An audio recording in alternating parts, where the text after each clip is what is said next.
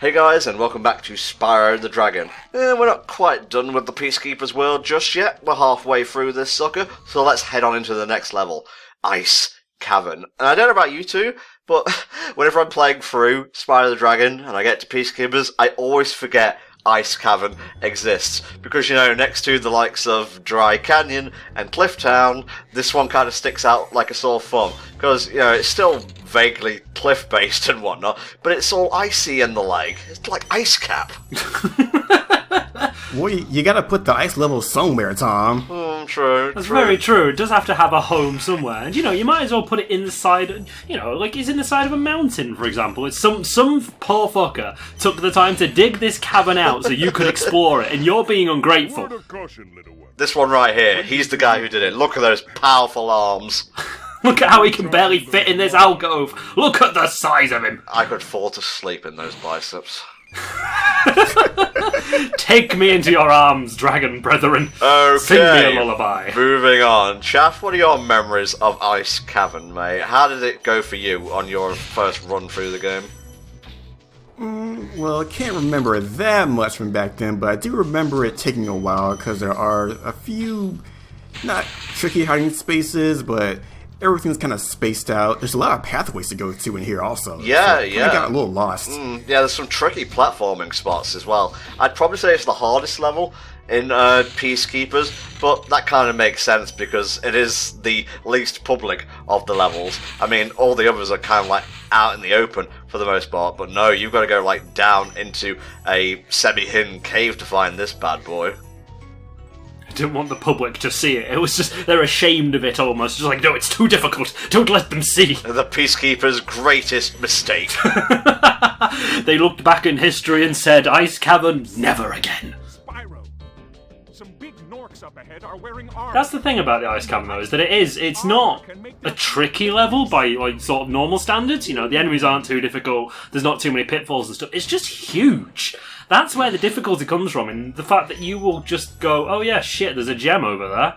Missed that. Be very careful here. It's super easy to just go charging right off the side. And no, I'm not saying I've done that myself. I'm just, you know, telling you to be careful. Your old pal Entom doesn't want you to have to redo stuff, okay?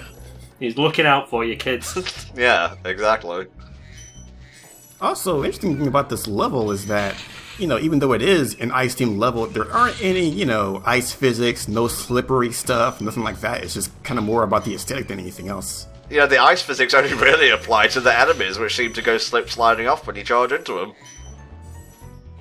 I mean, so would you, if, you know, like, I mean, I know Spyro's not a big dragon, but still, I imagine he's got some force behind him. I mean, it'll take you by surprise getting headbutted in the gut. Yeah, just a swift, solid kick to his dragon cranium will probably send him careening down into a bottomless pit. Unless he had, like, sparks in him, then I'm kind of fucked, really. That was almost poetic. That was, you know, quite violent, but quite poetic. Yeah, that's how I roll. That's how I roll. That's the Entom way, kids. Oh, look at that cheeky bastards. They're just hiding the gems. They're just like, okay, we're going to put this chest over here. Maybe put a string of gems over here by themselves. Ooh, make sure you put one up there by itself so no one can see it.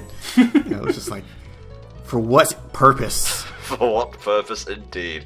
Well, you see, Insomniac, their mission statement is, we hate the players. And we're going to do our damnedest to make sure the players fucking suffer. But just to kind of mask our intent, we're going to make everything bright and colourful and surround it with extremely tight controls, fantastic level design, memorable tunes, classic enemies, and, you know, just fun times all around. So you feel the darkness in your heart, but you don't act on it because you've had such a fun time playing in these games. And I don't even know what the fuck I'm saying right now. My mouth just won't stop. You're speaking from the heart, Tom. That was beautiful. Thank you. That was truly an Insomniac fan just saying it like it is, you know. It's for so long, Insomniac fans have been too scared to speak out about this darkness in their hearts, and you have just voiced that to the nation. I'm so proud of you. You know, between, like, 2003 and I think 2012, Insomniac did, like, nothing but Resistance and Ratchet and Clank. Yeah, they had sort of a period of just sitting on those. Which, to be fair, was alright, because Ratchet & Clank's a fucking great franchise. Well, yeah, but I just kind of would have liked them to spread their wings a little bit more.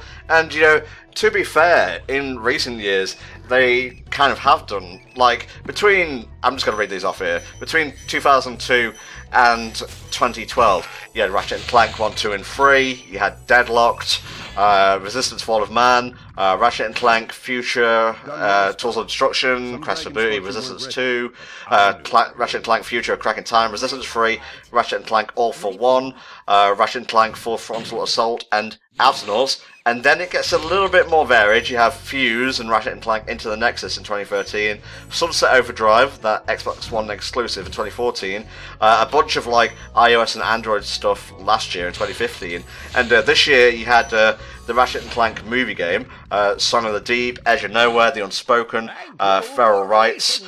Those last three were Oculus Rift games, and TBA, of course, you have Spider-Man for the PlayStation 4. Man, I'm fucking looking forward to that shit. That's the good shit! Yeah, like, Insomniac's really been just kind of branching out. They're just doing whatever they want now. They're just going everywhere. They don't give a fuck. It's quite nice though, because they kept to their guns, as it were, with Ratchet & Clank. But then this year, especially, they've just sort of gone, oh, you know what? Why don't we have a go at this? And it's turned out really well. Yeah, I mean, I love the Ratchet & Clank series, but I've never actually played the PS3 games. So whenever a new one comes out, that's sick, by the way. That's pretty dope. That's a textbook landing. Sorry, I was momentarily distracted by the sick hype. When a new Ratchet & Clank PS3 game comes out, I'm always just like, oh, another one for the pile. And then I just kind of move on. But I think time's coming when maybe I'll get back into the series. Who knows? I owe that to Insomniac, I think. I owe them that. I can definitely recommend I can recommend the entire Future trilogy, but especially Crack in Time. I think A Crack in Time is the most fun I've had in a Ratchet & Clank game. I absolutely adored it. So definitely recommended out of the trilogy. Okay, what about you, Chaff? What's your stance on Ratchet & Clank? Well, I can say right now, I definitely love the PS2 games. I think at some point I'm going to get the HD collection, because that's probably my favorite PS2 platformer series ever. And I played a little bit of the PS3 games. I played, I played Tools of Destruction, Quest for Booty, and A Crack in Time. And I did think they were okay, but I don't know, they didn't really have that same kind of punch, that same pizzazz. It's kind of hard to explain. Yeah. They're still good games in their own right, for sure, but I prefer the PS2 ones. Well, we're going to be playing the HD version of Ratchet & Clank for free this December, I believe. So look out for that. It's going to be a live playthrough, and maybe I'll have a certain commentator with me. The mystery. The suspense. It's neither of you two. Don't get in their ideas. Night Flight. I'm kind of torn as to thinking whether this is the best flight level or the one in the Artisan homeworld is. It's certainly not the one in, like, I forget what world it's in, but there is a lot of green and there is a lot of water, and it's a bit of a bitch. Oh yeah, I know exactly the one you're on about. Somehow. Thank you, because that was a very vague description I gave you there. That was a horribly vague description, but I know exactly the one you're on about. No, I think Night Flight's the best one. I think it's got the best flow out of the flights. It's very smooth from one to the other, whereas in some of the flights you find yourself sort of, kind of branching off a little too much to get something. Gosh darn, Chaff, you cut that one close, mate. You always do with that one. As far as I'm aware, Night Flight's one of the tightest ones as well. Yeah, this one wasn't too bad. Like, some of the later ones are really hard to figure out a good route. Yeah. Especially the one you were talking about earlier. Oh yeah. With the green and the water. Yeah. And the boats. Okay. The boats. Thank you. It's that one. Yeah, I get it. I'm an idiot. I can't describe things properly. I get it, okay? I was doing it for the benefit of the listening audience. That's right. Doctor Shemp, Chaff, what can we expect here? We can expect these guys in masks to come running at you. Nice. What was he expecting to happen? Honestly. Please say you're going to let one of these run off the edge. He probably expected my controller to freeze. Oh no, he's suddenly unplugged his DualShock. Oh, I was pressing buttons and nothing was happening. The woe! Oh god, an oncoming enemy. Buttons? What do I do?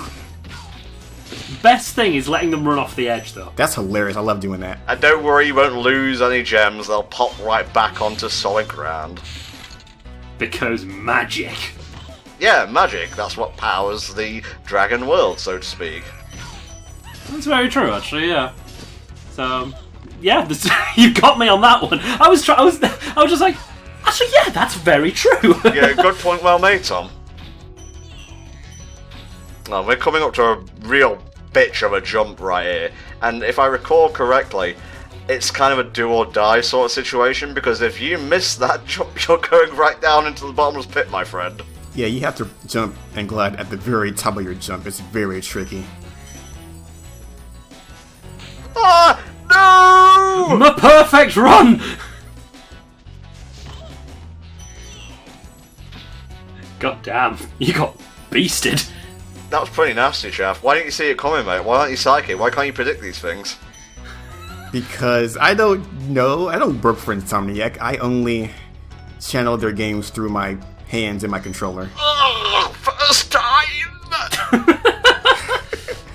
Oh, it gives me the chills. Oh, I hope you could sense my rage in that statement, because I never get that first time. I feel really bad because I always get that first time. Trondo. That's a name. This guy thinks he's so cool. This guy thinks he's the hottest shit, Spyro. You should take him out right now. This guy's a boss fight? What's the big deal? That's half the dragons, if I remember right. There's 64 in the game, I think. All right. Oh, yeah. Okay. Oh, wait, we've got to get some more gems first. Gotta get more gems, of course. Yeah, we gotta collect stuff. 100% run. Yeah. Hey, lady. Bye, lady. The background of this level is fucking gorgeous. Oh, it's beautiful. Nice gradient work. Yeah, I believe they do that with, I think it's called vertex painting, where, like, you know how polygons have vertices in between them? Absolutely. And, like, they color the gradients in between them and arrange them to make these designs. And, like, it's such a simple thing, but I like it. Okay, here's Doctor Shemp, a random witch doctor for some reason. He is coated with armor on the front, so you have to burn his backside. Why he is basically giving it the whole anime wearing an apron sort of thing and leaving his rear exposed, I don't know. But he is probably one of the harder bosses in the game, at least for me, because I can never get the timing down right. Same here, like, when I did this run, I had to just, you know, sit back, watch his attacks, and kind of figure it out for once. First time Spyro really teaches you patience in this game, because you actually have to sort of predict him in a way.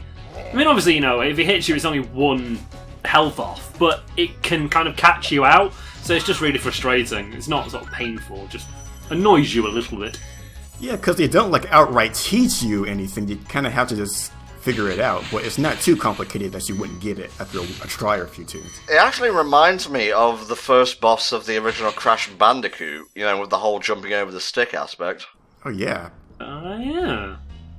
We gotta get to Crash someday, by the way. I hope you're ready, Jeff. I'm ready for Crash 2 and 3. Yeah, I love those games, yeah! Oh, well. well, we'll see, we'll see.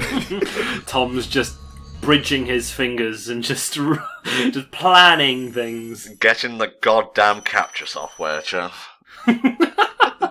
Making the schedules. Oh, yes. Okay, that will do us for the Peacekeepers world. Let me see that sweet status menu. Oh, yes! Yes! Place for everything, and everything in its place. Okay, guys, we shall see you next time when we move on to the third world of the game. Goodbye for now.